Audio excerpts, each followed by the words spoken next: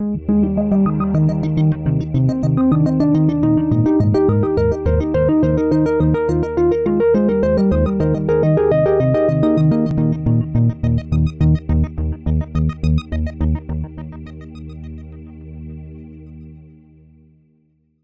baptized, and we have this experience of the Spirit coming down upon him in the form of a dove, and then immediately the voice of the Father saying, "This is my beloved Son, and with him I am well pleased." And immediately the Spirit drives him out into the wilderness, and for 40 days he's tempted. He's tempted by the devil, but he comes out of the wilderness in the power of the Spirit and begins his ministry. So you have, prior even to the early Judean period, you have Jesus' baptism by John, and then in this first period that's contained in these early chapters of John, a couple things happen. The first encounters with the disciples, first trip back to Galilee, where he does his first miracle, Cana of Galilee. And let me show you what this looks like, by the way. So phase one, early Judean, down here, okay? Most of it, with a trip back and forth, okay?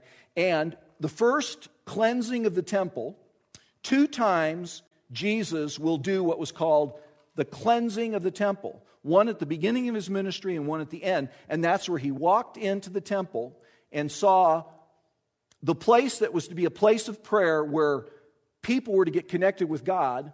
And it had become, in his words, a den of thieves.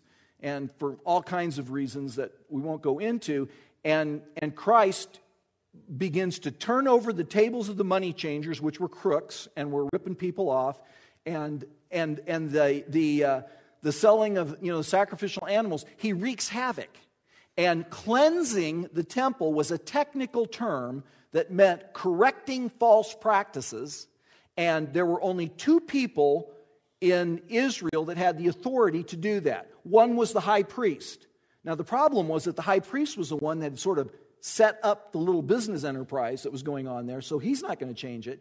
And so when they say to Jesus, "By what authority do you do these things?" That's what they're asking. You're obviously not the high priest. There's only one other person that had the authority to do that, the Messiah, when he came. And so they ask Jesus, "By what authority?" And he says, "Tear down this temple, and in 3 days I'll raise it up again." And he's pointing to, obviously, to his crucifixion and resurrection. They don't understand it. But he has this first experience of cleansing the temple. It's during this period that he has that great encounter with Nicodemus. The only place, by the way, in all of the Gospels that the phrase "born again" even occurs. I mean, that's become a huge concept, and the concept is there, but this whole idea of a spiritual birth that he communicates to Nicodemus, John chapter 3, that's this early Judean ministry. And probably, scholars think, maybe 3 to 6 months spent here in the early Judean. Now, again, what follows that is what's called the Great Galilean. And John chapter 4 is a transitional chapter, because if you remember, John chapter 4 is when Jesus leaves Judea and he's going to Galilee, but he takes a route that no Jew in his day usually took. And that is, it says he had to go through Samaria. And you have this great experience and encounter because Jews didn't go through Samaria. Samaritans were considered unclean. They were like the untouchables of the day to the Jews, and a Jew was not even to associate in any way, shape, or form with the Samaritan, and yet the Scripture says that Jesus decides he's going to go right through Samaria. A couple of reasons. One is he's going to have this great encounter with the woman at the well, but I think it's pretty cool because if you got to get from point A to B, the fastest route is a straight line.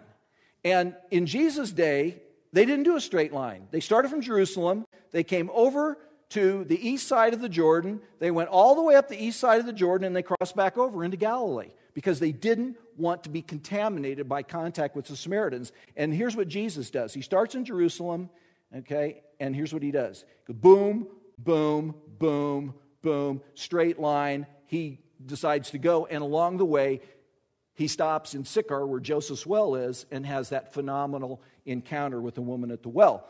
But he ends up in Galilee. The great Galilean ministry is the biggest chunk of time in the ministry of Jesus Christ. He spends approximately 18 months operating with Galilee as his home base, and of course Capernaum, which is where the little red star is there, kind of up at the top of the Sea of Galilee, which was not his hometown. It was really Peter's hometown. But if you've been to Nazareth and then you go to Capernaum, you also realize Jesus was really smart, because Nazareth is sort of barren, and Capernaum sits right on the Sea of Galilee, and it is gorgeous and lush. And by the way, all of Galilee is kind of like that. And again, it makes me think that there was a reason why he spent most of his time there. It was the best place to be, in a sense. But 18 months he spends there, and all three of the synoptics deal with this period of ministry in Galilee, the great Galilean. A number of things take place during this ministry, and I'll fire a couple of them off, because again, think of this, a couple of ways of remembering this. One is you got this chronology, so you're going to track Jesus through about 3.5 years. Secondly, you've got geography.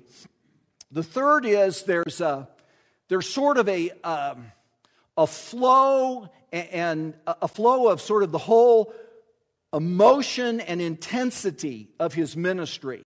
And what you're going to see is that during these 18 months, a number of things are going to take place. First of all, he calls the disciples. So you have this, the 12 entering into this technical relationship, and this is the time where he's going to train the 12. During this 18 months, he's going to primarily, more than anything else, invest his life in 12 people that one day he's going to turn the whole deal over to. Secondly, along with calling and training them, this is a time where he gradually and in a growing way begins to reveal who he is.